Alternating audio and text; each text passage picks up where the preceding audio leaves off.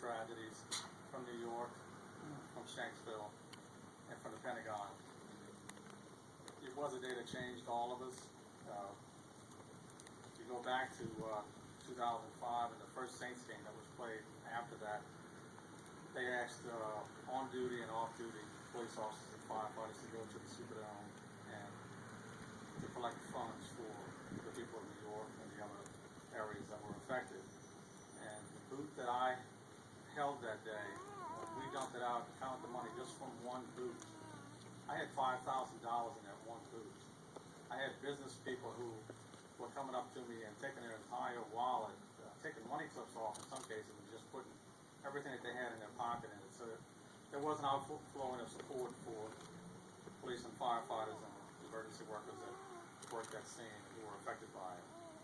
It affected all of us. While we were out there collecting that money, there were flights passing overhead, and you couldn't help but train your eyes on that and watch to see where they were going.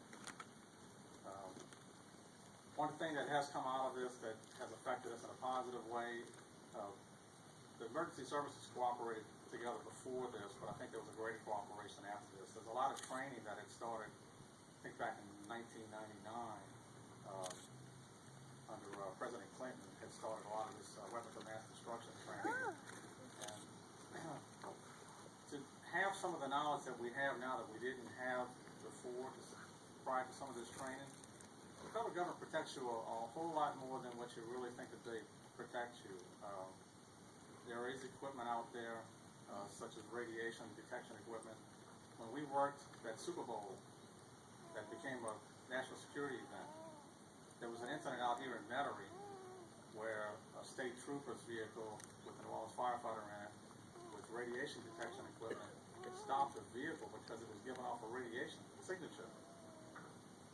They actually scrambled fighter jets to support the operation that was going on alongside the interstate. And what it turned out to be, there was a gentleman in the vehicle who had a radioactive seed put in for chemotherapy. And you'd be surprised at the equipment that's out there that we have to protect us.